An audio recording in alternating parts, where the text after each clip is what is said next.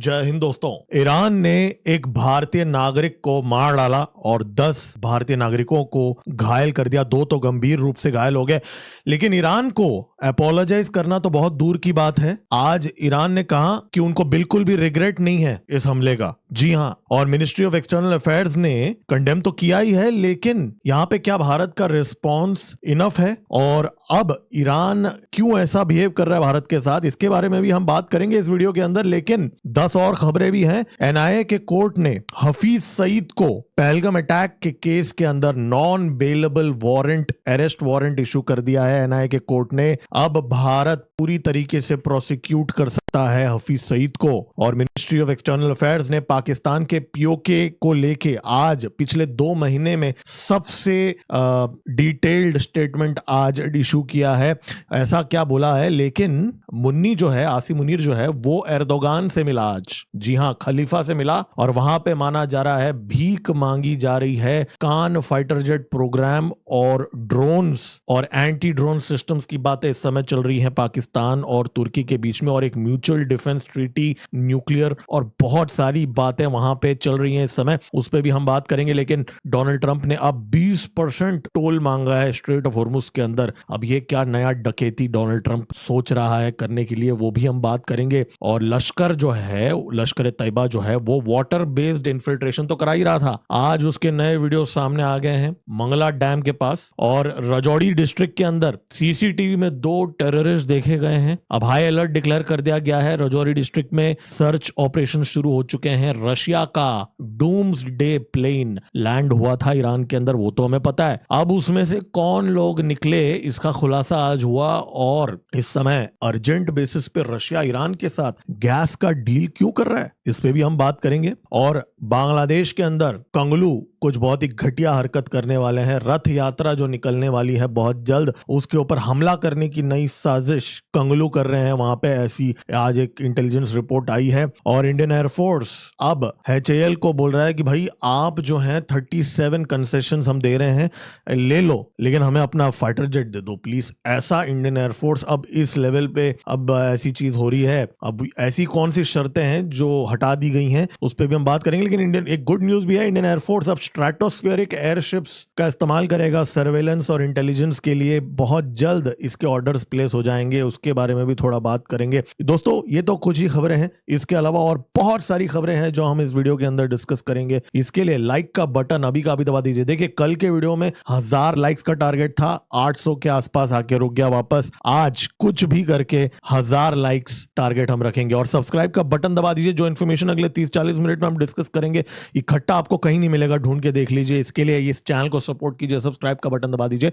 चलिए स्टार्ट करते हैं। मेरा नाम है गिरीश और आप देख रहे हैं जियो पॉलिटिक्स। चलिए स्टार्ट करते हैं। दोस्तों ये वीडियो एक लंबी वीडियो का शॉर्ट क्लिप है। अगर आप M geopolitics Bharat YouTube channel को सब्सक्राइब करेंगे, जो हमारा ही चैनल है, तो वहां पे आप ये पूरा वीडियो देख पाएंगे। डिस्क्रिप्शन के अंदर हमने लिंक डाली हुई है, वहां पे क्लिक कीजिए और पूरे वीडियो को देखिए।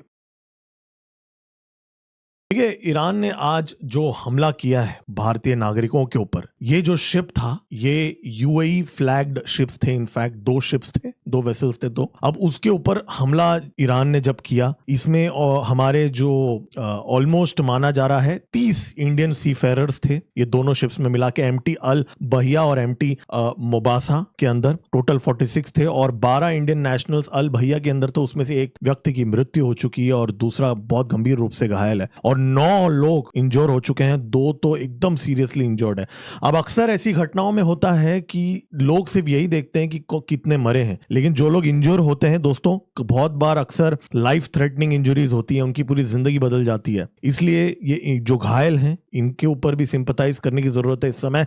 लेकिन सिंपैथी के साथ साथ भारत का रिस्पॉन्स क्या रहा है, आज एमईए ने स्टेटमेंट इशू किया है। अब देखिए यहाँ पे हमने जो उनके डेप्यूटी एम्बेसडर को आज समन किया था। जी हाँ, डेप्यूटी एम्बेसडर जो है ईरान के, उनको समन किया हमने, एम्बेसडर को नहीं किया। इधर ही आप समझ जाइए कि यहाँ पे हमने थोड़ा सा इसको मेजर्ड रिस्पॉन्स रखा है। आई मीन ऐसा बोलना नहीं चाहिए बट दिख तो वैसे रहा है, वरना डेप्यूटी एम्बेसडर को हम क्यों बुलाएंगे। और फिर हमने कड़ी निंदा की, वी स्ट्रांगली कंडेम, ऐसा सब हमने कहा, लिखा है इसके अंदर। फिर वही बॉयलर प्लेट लाइन पैराग्राफ लिखा है कि डायलॉग और डिप्लोमेसी होना चाहिए, ये सारी चीजें हैं।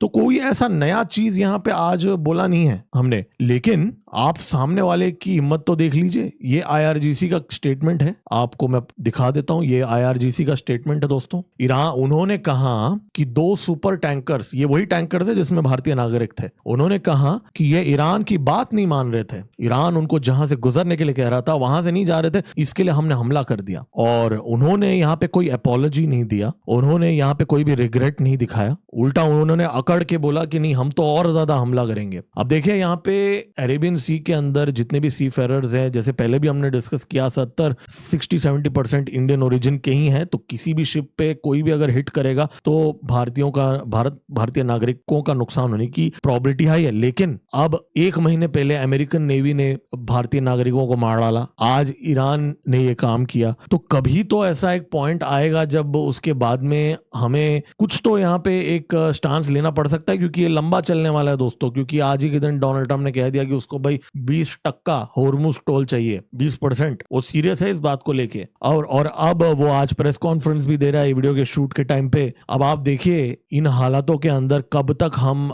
ये जो चीज है, 30 सी फेरर्स थे, अगर वो मिसाइल थोड़ा इधर का उधर लगता तो बहुत बड़ा ब्लंडर हो जाता। अगर दुर्भाग्यपूर्ण बात है, अगर 20-30 लोगों की अगर जान चली जाती तो क्या करता हमारा सरकार। तो यहाँ पे एक ट्रिकी सिचुएशन है जो डेवलप हो रहा है। और जयशंकर जी यूनाइटेड नेशन सिक्योरिटी काउंसिल में है, उन्होंने वहां पे भी इस चीज की, सी फेरर्स की सिक्योरिटी की बात की है, हमारा नॉन परमानेंट सीट का। तो ये भी एक चीज यहाँ पे आज चल रहा है। लेकिन एक महत्वपूर्ण डेवलपमेंट आज यहाँ पे भी हो रही है। मुन्नी जो है वो एर्दोगान के चौखट पे पहुंच गया। अब एर्दोगान आसिम मुनीर को एयरपोर्ट पे रिसीव करने के लिए गया। जी हाँ, अब ये चीज आपको नोट करने की जरूरत है। खलीफा अपने चूजे को रिसीव करने के लिए गया और एयरपोर्ट के पास ही एक कॉन्फ्रेंस रूम में ये लोग क्लोज डोर मीटिंग हुआ, जहां पे सिर्फ एर्दोगान और उसके जो खास आदमी, एक मिलिट्री जनरल था और 2-3 और लोग थे, बस इतना ही। अब ये जो खुफिया मीटिंग अंकारा के एयरपोर्ट पे ही हुआ। जी हाँ, उसके बाद में चलो मुनीर अंदर गया, वो अलग बात है, दूसरे लोगों से वो मिला मुन्नी। लेकिन अब इस मीटिंग के अंदर तुर्की का नेशनल इंटेलिजेंस ऑर्गेनाइजेशन का चीफ था, MIT, और उसका जो चीफ ऑफ जनरल स्टाफ था, तो सिर्फ मिलिट्री लीडर्स थे और इंटेलिजेंस एजेंसी, बस। अब देखिए यहाँ पे कुछ सीरियस डिस्कशन जरूर हो रही है, क्योंकि शहबाज शरीफ और फॉरेन मिनिस्टर तो हर हफ्ते मिलते रहते हैं, उनका तो टाइम पास चालू रहता है ईरान वॉर को लेके। उनको छोड़ दीजिए, जोकर लोग को छोड़ दीजिए आप। यहाँ पे बड़ा जोकर जो है मुन्नी और जो एर्दोगान जो है, they are definitely up to something. ठीक है, अब इस मीटिंग में सिर्फ इंटेलिजेंस चीफ्स थे और आसिम मुनीर एक तरफ से आप समझ ही सकते हैं इंटेलिजेंस चीफ ही है। तो अगर क्या यहाँ पे कोई कॉन्फ्लिक्ट शुरू करने की कोशिश कर रहा है मुन्नी, कि उससे पहले वो सपोर्ट लेने जा रहा है, या क्या चल रहा है। अब यहाँ पे बातें ये भी हो रही है कि कान फाइटर जेट प्रोग्राम जो है, पाकिस्तान का F-16 खटारा फाइटर जेट्स जो अब हो चुके हैं, यूएस के सपोर्ट पे चलते हैं, उसको रिप्लेस करने के लिए 5th जनरेशन कान फाइटर जेट्स की भीख भी मांग रहा है इस समय मुनीर। ऐसी भी बातें चल रही हैं। 20 इनफैक्ट कुछ लोग तो ये बोलते हैं कि भाई डील भी साइन हो गया है पाकिस्तान और तुर्की का। लेकिन पाकिस्तान तो भिखारी है, उनके पास पैसे नहीं है, तो ऑब्वियसली EMI के टर्म्स उन्होंने नेगोशिएट किए होंगे, अगर ये सच है। लेकिन ये तो बात जरूर है कि पाकिस्तान ने अशिलसन सहीन नाम का एक ड्रोन किलर बोल माना जाता है, काउंटर ड्रोन सिस्टम इंडक्ट कर लिया है। जी हाँ, कर लिया है। हमने इस चैनल में पहले भी बोला है, भारत के बॉर्डर के पास, LOC के पास मुन्नी ने काफी सारे जगहों पे ये काउंटर यूएस सिस्टम डिप्लॉय कर दिया है। भारत ने जो ठोका है उन लोगों को एंटी ड्रोन्स के साथ, उनके लाहौर एयरपोर्ट तक हमारे ड्रोन्स मंडरा रहे थे, रावलपिंडी क्रिकेट स्टेडियम तक हमारे ड्रोन्स पहुंच गए थे। अब उस जिल्लत उठाने के बाद अब उसने ये डिप्लॉय कर दिया है ऑलरेडी तुर्की से। अब माना जा रहा है कि इस रिश्ते को आगे बढ़ाया जा रहा है। लेकिन कोइंसिडेंस देखिए, कोइंसिडेंस तो कुछ नहीं होता जियोपॉलिटिक्स में। मुन्नी के लैंड होने के एक दिन पहले इजिप्ट का डिफेंस मिनिस्टर तुर्की आ जाता है और तुर्की के डिफेंस मिनिस्टर से मिलता है। अब R4 अलायंस के बारे में हमने इस चैनल में बार बार बात किया है, इजिप्ट, पाकिस्तान, सऊदी अरेबिया, तुर्की। क्या यहाँ पे R4 अलायंस का कोई म्यूचुअल डिफेंस ट्रीटी एक्टिवेट किया जा रहा है, वो सारी चीजें तो यहाँ पे चल ही रही हैं। तो इस कंटेक्स्ट में हमें इस विजिट को देखना चाहिए। और एर्दोगान का पर्सनली रिसीव करना मुनीर को ये दिखाता है कि यहाँ पे जो हमने एक तुर्की के ऑपरेटर को मार डाला था ना हमने ऑपरेशन सिंदूर में, वो उसने कुछ डिटर नहीं किया तुर्की को, वो मरवाने के लिए तैयार है और ज्यादा, ठीक है। और बहुत सारे हाईएस्ट मिलिट्री ऑनर वगैरह मिला है मुन्नी को आज, ये देखिए हाईएस्ट मिलिट्री ऑनर, ये वो, उसको काफी मस्का लगा है। तो यहाँ पे एक न्यूक्लियर एंगल भी है, अब पाकिस्तान के पास न्यूक्लियर टेक्नोलॉजी है, अब एक न्यूक्लियर अम्ब्रेला क्या मुनीर प्रोवाइड कर रहा है। अब हालांकि सऊदी अरेबिया को यमन अभी ठोकने वाला है, उसका तो मुनीर ने कोई अपना म्यूचुअल डिफेंस ट्रीटी ऑनर नहीं किया, और एक और म्यूचुअल डिफेंस ट्रीटी क्या वो साइन करने पहुंच गया है। अब बहुत लोग पूछ रहे हैं कि भाई क्या हो गया म्यूचुअल डिफेंस ट्रीटी को, सऊदी अरेबिया को ईरान हमला कर रहा है, यमन हमला कर रहा है, क्या कर रहे हैं ये लोग। तो ये सारी चीजें आज चल रही हैं, और इन सब के बीच में आज एक बहुत ही महत्वपूर्ण डेवलपमेंट हुई है, और ये जो डेवलपमेंट है ये पहलगाम अटैक को लेके है दोस्तों। पहलगाम अटैक में जो हफीज सईद है उसका नाम तो आया ही था, राइट, और टीआरएफ वगैरह ये सब कुछ नहीं है, सब फ्रंट से सिर्फ नाम दिखाने के लिए टीआरएफ वगैरह सब कुछ तो ये लश्कर तैयबा का ही है। और इसको आज एनआईए के कोर्ट ने नॉन बेलेबल वारंट इशू कर दिया इसके ऊपर। इसका मतलब इसको लीगली अरेस्ट होना है इसको। अब ये इसकी मतलब क्या है, देखिए पाकिस्तान के अंदर already Hafiz Saeed officially arrested है, हाउस अरेस्ट में। हालांकि वो घूमते रहता है, न जाने अनगिनत वीडियोस वगैरह हम देखते हैं, और सीआईए और यूएस के स्टेट डिपार्टमेंट इसको नजरअंदाज करते हैं, वो बात अलग है। लेकिन इंटरपोल के नजरिए में ये जो बंदा है ये अरेस्टेड है।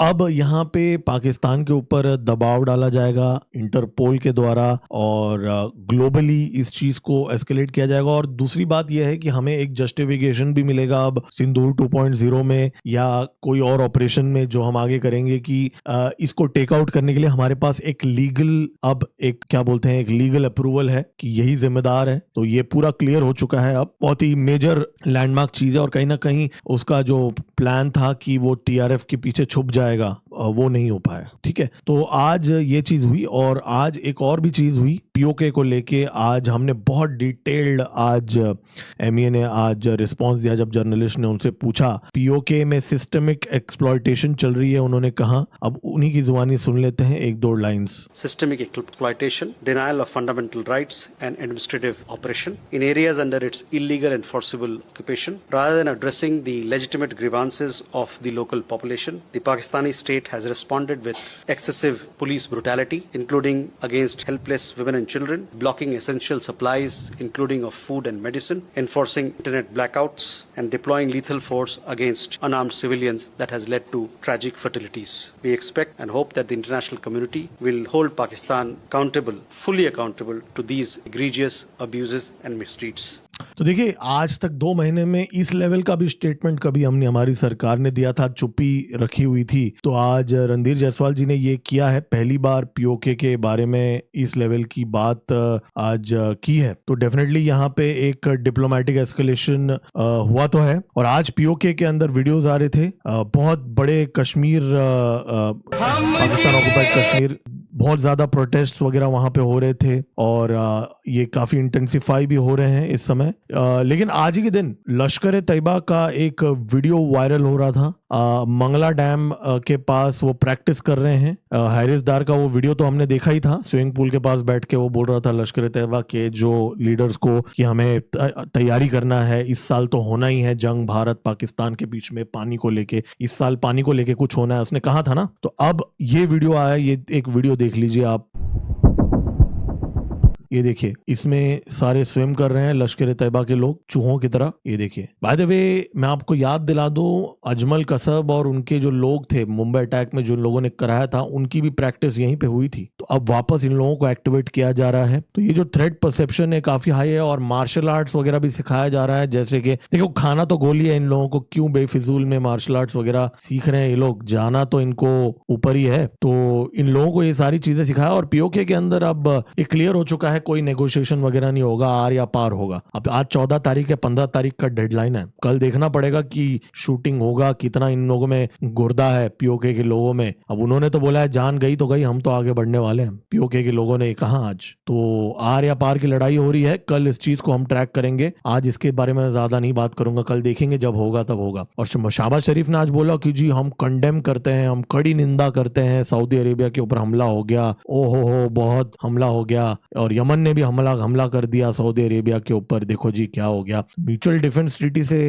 डर लग रहा है अब पाकिस्तान को कि क्योंकि इनका तो पूरा ये फेल हो चुका है, पीस टॉक्स वगैरह जो ड्रामा ये लोग का चल रहा था अब वो फेल हो गया। और आज पाकिस्तान ने वो कराची में जो अटैक हुआ था ना, उसका एक बंदे को अरेस्ट कर लिया, रैंडम बंदे को, पाकिस्तान पुलिस ने, कराची की पुलिस ने। और एसएसपी ने कहा, काउंटर टेररिज्म डिपार्टमेंट भी है पाकिस्तान के अंदर उसने कहा कि ये जो कारी बशीर है ये अफगानिस्तान से है, हमने इसको अरेस्ट कर लिया है, यही रिस्पॉन्सिबल था। और जो अटैकर्स थे वो सारे अफगानी थे और उनके पूरी प्लानिंग अफगानिस्तान से थी। तो आज ये कराची का जो अटैक हुआ वो ये लोग यहाँ पे पकड़े गए। तो ये तो है पाकिस्तान का, यहाँ पे ये चल रहा है। लेकिन आज एक बहुत ही महत्वपूर्ण डेवलपमेंट हुई जो इस पूरे कॉन्फ्लिक्ट, ईरान कॉन्फ्लिक्ट को में एक अलग ही नया डायमेंशन लेके आएगा। अब वो क्या है कि ट्रम्प बाबू जो हैं उन्होंने कह दिया कि जी हम 20% टोल लेंगे। अब यहाँ पे डोनाल्ड ट्रम्प 20% टोल किस बेसिस में लेगा? अब ट्रम्प ने ओपनली बोल दिया है कि जो गल्फ के देश है वो मालदार पार्टी है, उनके पास पैसे हैं, बिलियंस ऑफ डॉलर्स जो डोनाल्ड ट्रम्प खर्चा कर रहा है वॉर के अंदर, उसको वो पैसे निकालना है। वो कोई समाज सेवा नहीं कर रहा है, जंगी बेड़ा जो भेजा है उसने वहां पे, उस सबका खर्चा लगता है। ऑलरेडी हमने डिस्कस किया इस चैनल के अंदर, $60 बिलियन से ज्यादा ऑलरेडी खर्चा कर चुका है वो इस वॉर के अंदर, बाय द वे। अब वो पैसा इन्हीं लोगों से निकालने का प्लान है। और अब इसमें भारत के लिए भी इंप्लीकेशन है। अगर ये सीरियसली ये इंप्लीमेंट करता है डोनाल्ड ट्रम्प 20%, तो हमारा इसमें क्या स्टांस होगा? क्योंकि हमारा तो क्रिटिकल मिनरल्स और स्ट्रेटेजिक पार्टनर है अमेरिका, सेमीकंडक्टर्स में हम उनके साथ काम कर रहे हैं। तो यहाँ पे एक कैच-22 सिचुएशन उभरते हुए नजर आ रहा है पूरे विश्व के लिए यहाँ पे। तो ये एक बहुत ही महत्वपूर्ण डेवलपमेंट है। और ईरान ने आज, लेकिन आप सोचिए आज ही के दिन ईरान की पार्लियामेंट ने भी अनाउंस कर दिया कि एक बिल अनाउंस कर दिया कि हॉर्मुज उनका ही है, वो ही मैनेज करेंगे। तो एकदम आर या पार की लड़ाई है ये, किसी को तो पीछे हटना पड़ेगा वरना सामने वाला पार्टी नहीं बचेगा। तो ये एक हार्डन हो गया पोजीशन। और वो जो ब्रिज जिस पे हमला किया था INSTC के ब्रिज पे मशदाद में, अकगाला रेलवे ब्रिज जो हमने गुलिस्तान प्रोविंस में जो हमने भी देखा था ना, बताया, डिस्कस किया था, तो जो चाइना और रशिया को कनेक्ट करता था ईरान को, तुर्कमेनिस्तान और कजाकिस्तान के रास्ते, वो ब्रिज ओपन हो गया आज वापस। ये देखिए, ये ब्रिज वापस बना भी लिया ईरान ने। 4 दिन पहले तो हमला हुआ था, 4 दिन में ब्रिज बना लिया ईरान ने यहाँ पे। और वो ट्रेन आज पहला ट्रेन चला भी गया, चाइना से माल भी आया। लेकिन माल आने की बात करें तो कुछ और भी आया वहां पे रशिया से TU-214 PU airborne command post aircraft Tehran में लैंड हुआ था कल के दिन। वैसे कल की खबर है, लेकिन मैं आज क्यों इसको शेयर कर रहा हूँ, इसके पीछे कारण है। अब कल ये जो डूम्सडे एयरक्राफ्ट भी बोलते हैं, ये चलता फिरता कमांड एंड कंट्रोल सेंटर है। यूजुअली न्यूक्लियर सिनेरियोज में माना जाता है इसको डिप्लॉय करने के लिए रखा जाता है। जब सारी चीजें डिस्ट्रॉय हो जाती है तो ये एकमात्र उड़ता है। Second strike capability, nuclear second strike capability के लिए भी ये काम आता है। तो अब ये फ्लाइट रडार ने दिखाया कि भाई ये तेहरान लैंड हो गया, रशिया से आया था। अब इसमें कौन लोग आए थे, इसमें बहुत सारे अटकले लगाए जा रहे थे कल। और आज मालूम पड़ता है कि रशिया से एक डेलीगेशन आई ईरान, जी हाँ, तेहरान के अंदर। इसके अंदर कुछ डिफेंस के डेलीगेशन थे और कुछ सीनियर ऑफिशियल्स थे। एनर्जी मिनिस्टर भी था रशिया का, जी हाँ, रशिया का एनर्जी मिनिस्टर बहुत सीनियर लेवल का बंदा है वो। वहां जाके उसने, अब आज ही के दिन एक खबर आई है कि रशिया और ईरान फाइनलाइज कर रहे हैं एक गैस का डील। जी हाँ, विश्व में सबसे ज्यादा गैस रिजर्व जिस देश में, सबसे ज्यादा देशों में, बहुत सारे देशों में से जो एकमात्र देश है या 2-3 जो देश हैं जिनके पास सबसे ज्यादा गैस है, वो लोग आपस में क्यों साइन कर रहे हैं एग्रीमेंट, वो भी इस टाइम पे एक वॉर के बीच में? सोचिए आप। देखिए, इसके पीछे कारण यह है कि व्लादिमीर पुतिन यहाँ पे सिग्नल करना चाहता है इस समय कि वो पूरी तरीके से ईरान के साथ खड़ा है। अब वो किस लेवल पे खड़ा होगा, कितना करेगा, वो तो हमें समय बताएगा। लेकिन एटलीस्ट इस समय एक स्ट्रेटेजिक सिग्नलिंग किया है उसने। अगर वो चाहता तो नॉर्मल कार्गो प्लेन भी भेज सकता था इन लोगों को वहां पहुंचाने के लिए पुतिन, लेकिन उसने वो डूम्सडे एयरक्राफ्ट भेजा। इसका मतलब क्या है? इसका मतलब वो एक स्ट्रेटेजिक सिग्नलिंग दे रहा है कि ईरान को मैं अंत तक साथ दूंगा। क्योंकि अगर ईरान टूट जाता है तो रशिया को सबसे बड़ा धक्का पहुंचेगा, चाइना को सबसे बड़ा धक्का पहुंचेगा। तो पूरा ऑलरेडी वेनेजुएला को ठोकने के बाद वीकन हो चुके हैं चाइना और रशिया। अब इसलिए पुतिन ने यहाँ पे सीधा फ्रंट फुट पे खेला है। और ये पाइपलाइन का डिस्कशन वैसे पहले से हो रहा था। ये एक्चुअली यहाँ पे ईरान को रशिया सप्लाई करेगा गैस। जी हाँ, अब आप बोलोगे भाई ईरान को गैस की क्या जरूरत है? वेल, नॉर्दर्न ईरान में उनका जो साउथ पार्स में जो गैस है, वहां से नॉर्दर्न ईरान में गैस भेजने के लिए बहुत पैसे और बहुत टाइम लग जाता है, ईरान को बहुत खर्चा होता है। इसलिए अब कैस्पियन सी के बगल वाले लैंड रूट जो है अजरबैजान से, वहां से एक पाइपलाइन आएगा ईरान को रशिया से। ये डील इन्होंने साइन कर लिया है। इसका मतलब ये है कि व्लादिमीर पुतिन ने बोल दिया कि वो साथ में खड़ा है ईरान के साथ और उनकी एक स्ट्रेटेजिक अंडरस्टैंडिंग है। और इसी बात पे मैं आपको एक आंकड़ा दे दूं जो चौंका देगा आपको दोस्तों इस फर्स्ट क्वार्टर में भारत का रशिया से कितना ऑयल का इंपोर्ट्स है? 52% ओवरऑल ऑयल में से आज ये रिपोर्ट का खुलासा हुआ है। 52% क्रूड ऑयल का, ये क्रूड है। अब इनमें से एक सर्टेन परसेंटेज हम लोग रिफाइन करके रशिया को ही वापस भेज रहे हैं इस समय, कि वहां पे हमने डिस्कस किया इस चैनल में पिछले कुछ हफ्तों में कि गैस ऑयल का क्राइसिस चल रहा है, पेट्रोल डीजल का। वहां पे 80% ऑयल रिफाइनरीज को साफ कर दिया है जेलेंस्की ने रशिया के अंदर। तो हम अब रशिया को से क्रूड ऑयल ले रहे हैं और उसको हम रिफाइंड ऑयल सप्लाई कर रहे हैं इस समय। तो ये भी चीज यहाँ पे चल रही है। और इसी बात पे मैं आपको ये भी खबर, इससे पहले की और भी महत्वपूर्ण अपडेट्स हैं दोस्तों। अभी तक अगर आप ये वीडियो देख रहे हैं और आपने लाइक का बटन नहीं दबाया, लाइक का बटन अभी का भी दबा दीजिए। आपके लाइक के बटन दबाने से वीडियो ज्यादा लोगों तक पहुंचेगा। 1000 का टारगेट है हमारा। और सब्सक्राइब का बटन भी दबा दीजिए। तो आज वॉल स्ट्रीट जर्नल ने एक आर्टिकल डाला कि पुतिन जी जिनपिंग का रोल मॉडल है। अब आज पुतिन जूनियर पार्टनर बन चुका है जी जिनपिंग का। अब वॉल स्ट्रीट जर्नल के जर्नलिस्ट को किसने बताया? जी जिनपिंग ने बताया कि उसको ये आसमान से आ गया खबर। खैर, लेकिन यहाँ पे बात यह है कि पॉइंट ये है कि रशिया और चाइना की यहाँ पे डिपेंडेंसी बहुत ज्यादा बढ़ चुकी है। अब थोड़ा सा हम लोग इससे, और मैं आपको, चलो पड़ोस पे आने से पहले एक दो और ईरान की खबरें खत्म करते हैं, फिर कंगलों पे भी आते हैं। हमारे नेबरहुड पे काफी सारी चीजें चल रही है, उस पे भी हम लोग आएंगे आगे। लेकिन आज मैं ईरान की मीडिया देख रहा था, काफी कॉम्बैटिव मूड में लगे वो। और ऑलरेडी अमेरिका के अंदर अभी होर्मुज को बाईपास करने की बातें हो रही है। जी हाँ, ऐसे आर्टिकल्स एक्सियोस के अंदर छप चुके हैं कि वो लोग बोल रहे हैं कि अभी नए पाइपलाइंस बन रहे हैं स्ट्रेट ऑफ होर्मुज को बाईपास करने के लिए। तो ये नैरेटिव बनाया जा रहा है अमेरिकन मीडिया के अंदर कि होर्मुज को हम बाईपास कर लेंगे। ट्रंप ने अभी अभी चौड़ा होकर बोला है कि मैं रक्षा करूंगा स्ट्रेट ऑफ होर्मुज का, मैं गार्डियन बनूंगा। और आज अमेरिकन मीडिया को इतना भी कॉन्फिडेंस नहीं है उसके प्रेसिडेंट के ऊपर कि पाइपलाइंस की बातें कर रहे हैं, बाईपास करने की बातें कर रहे हैं। और वो बोल रहे हैं कि भाई 60% होर्मुज का कैपेसिटी है वो ये पाइपलाइन से आ सकता है 2028 तक 60%। और अगले साल तक 45% होर्मुज का ट्रैफिक ये पाइपलाइन बीट कर सकता है, जो नए पाइपलाइंस बन रहे हैं जो अंडर कंस्ट्रक्शन वाले। तो क्यों ये बात बोल रहे हैं? और आज ट्रंप ने बोल दिया है कि वो ईरान के शिप्स को आने जाने नहीं देगा, वो आने जाने नहीं देगा, ये एकदम स्पष्ट है। तो ये सारी चीजें यहाँ चल रही हैं। थोड़ा सा पड़ोस पे आ जाते हैं, कंगलों पे आ जाते हैं। अब देखिए वहां पे अब खबर ये आई है कि रथ यात्रा निकाला जा रहा है। 9 दिन का रथ यात्रा निकाला जा रहा है बांग्लादेश के अंदर ढाकेश्वरी मंदिर से। अब यहाँ पे इस्कॉन बांग्लादेश भी निकाल रहा है और वहां पे ये चीज हो रही है, हिंदू कम्युनिटी कर रही है। लेकिन आज जो बांग्लादेश का एक जाना माना जर्नलिस्ट जो है सलाउद्दीन शोएब चौधरी, उसने आज एक रिपोर्ट शेयर किया कि रथ यात्रा को टारगेट किया जाएगा। उसका दावा है कि अल जजीरा के एक प्रोड्यूसर ने, यूके बेस्ड अल जजीरा प्रोड्यूसर ने दावा किया है कि बैंड एक्सट्रीमिस्ट ग्रुप्स जो रथ यात्रा बांग्लादेश के अंदर होगा अभी जुलाई 16 तारीख को, 2 दिन बाद, उसके ऊपर हमला करेंगे वो। जी हाँ, ब्लैक एंड व्हाइट फ्लैग्स जो हमने इस चैनल में पहले डिस्कस किया था ना, बहुत सारे ISIS और हमास और एक्सट्रीमिस्ट ऑर्गेनाइजेशन के फ्लैग्स हैं। वो फ्लैग्स जो वो छापते थे उन सब झंडों को यहाँ लेके आया जाएगा अरेबिक इंस्क्रिप्शंस के साथ, और वहां पे रथ यात्रा को रोका जाएगा। ऐसी एक प्लान है। और अब ये होगा नहीं होगा ये हमें समय बताएगा 2 दिन में। इस चैनल में हम ट्रैक जरूर करेंगे, इन चीजों को हम नजर रखते हैं कंगलों पे। तो ये एक कंसर्निंग डेवलपमेंट है। और आज बांग्लादेश में भी लोग थोड़े से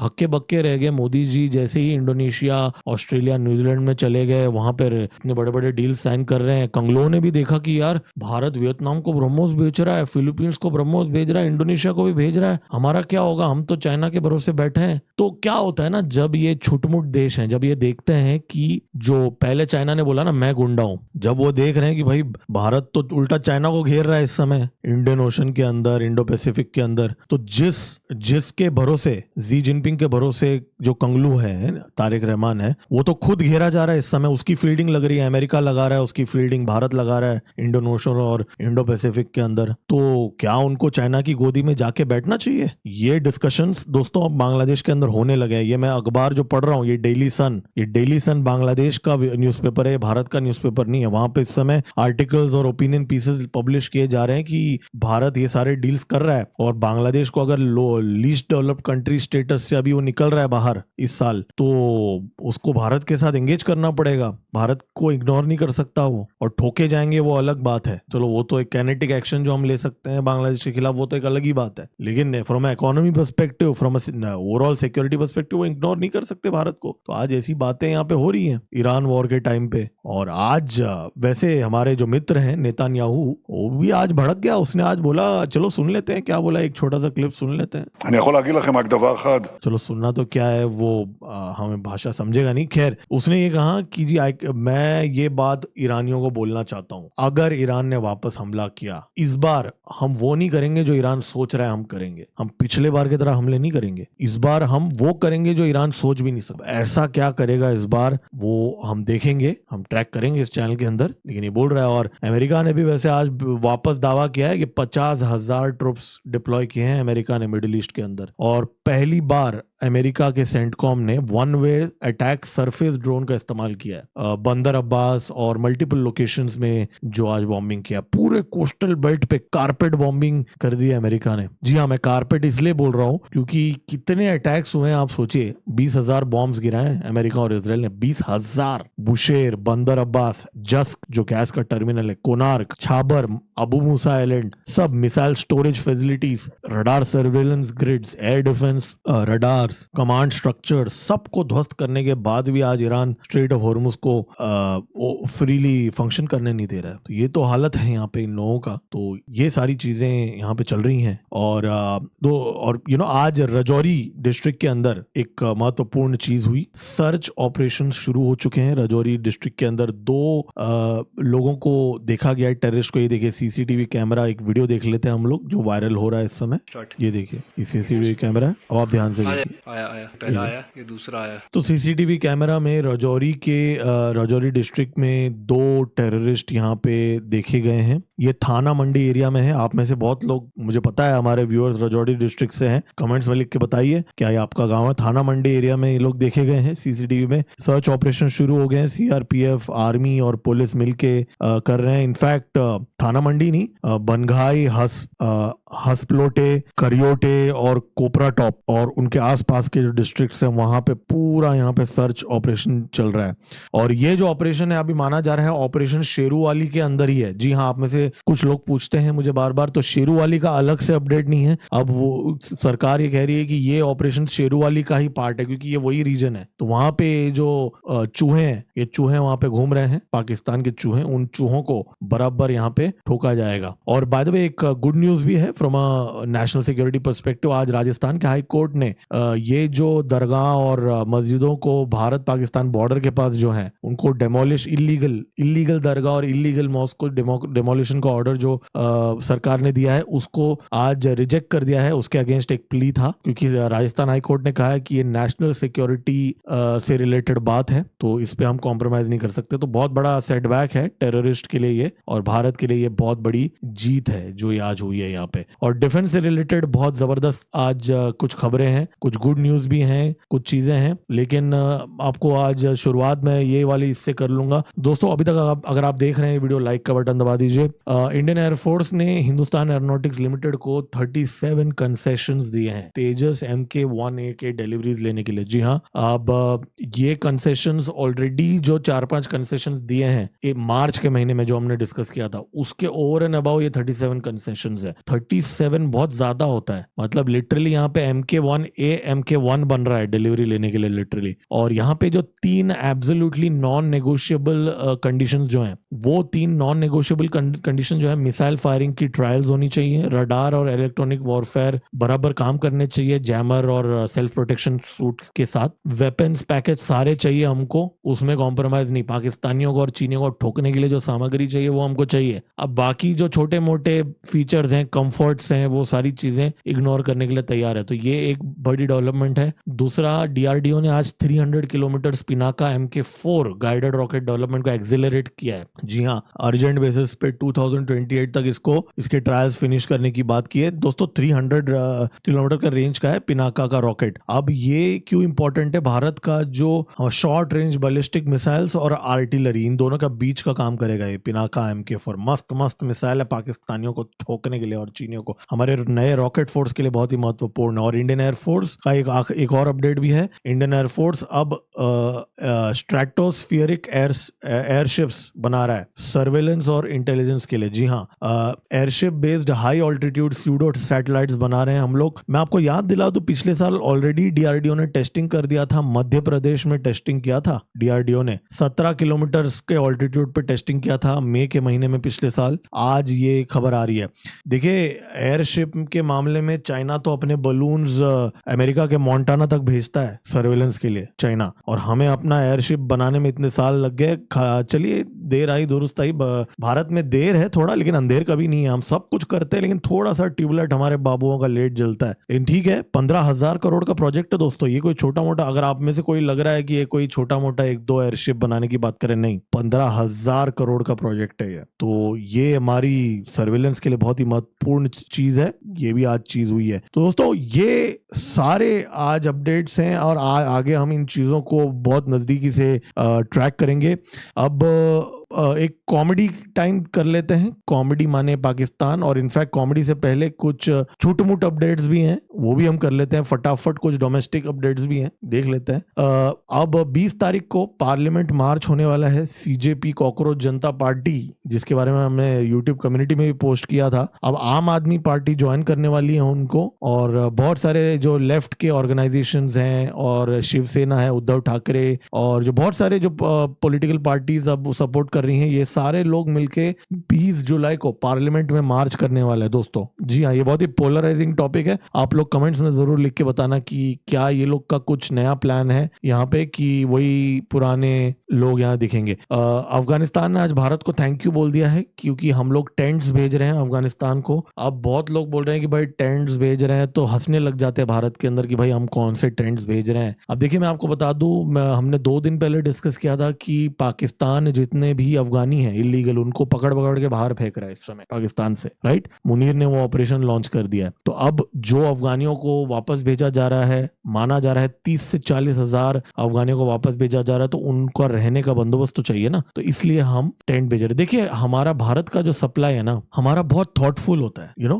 हम ऐसे ही कुछ भी नहीं भेजते, जो जरूरत है हम वही भेजते हैं। तो ये अफगानी बहुत याद रखेंगे, और वो रख भी रहे हैं। उन्होंने थैंक यू पोस्ट भी किया अफगान के लोगों ने। अब ये टेंट के बीच में कुछ खाना पीना भी अगर रहेगा तो ठीक है, उसमें कोई बात प्रॉब्लम वाली बात नहीं। अगर हो भी तो, मैं नहीं बोल रहा हूँ, है हो भी तो कोई प्रॉब्लम क्या है, बात है। और मोदी जी पंजाब के विजिट में जा रहे हैं जुलाई 17 तारीख को 4 रेलवे स्टेशन के लिए। पिछले बार जब पंजाब गए थे, आप लोगों को पता है फ्लाईओवर में क्या हुआ, सिक्योरिटी फेलियर था। और आज जो ये जो सेलिब्रिटी है जो बेयर ग्रिल्स, उसने आज एक ट्विटर पे पोस्ट कर लिया कि उसके फेवरेट पावरफुल लीडर्स हैं। तो उसमें एक ओबामा था, और फिर एक आई थिंक एक ब्रिटिश लीडर था, और दूसरा मोदी जी थे। तो इसको लेके आज बहुत भारत के अंदर भी डिबेट हो गया। भारत ने पैलेस्टाइन को बैक किया, जी हाँ, यूनाइटेड नेशंस के मेंबरशिप पे। देखिए, ये एक प्रोपेगेंडा है। बहुत लोग बोलते हैं कि भारत अगेंस्ट है पैलेस्टाइन के। किसने बोला यार? हम तो डे 1 से 2 स्टेट थियरी की बात कर रहे हैं। हमने तो एड, सबसे ज्यादा एड दिया है। जितना ये जाहिल पाकिस्तानी बोलते हैं फालिस्तीन फालिस्तीन, भिखारी 2% के पाकिस्तानी जो बोलते हैं, उनसे बहुत ज्यादा एड हमने पैलेस्तीनियों को दिया है। ठीक है, तो जो लोग भारत के अंदर 0.5 फ्रंट, एंटी नेशनल्स, ये लोग जितने भी लोग बोलते हैं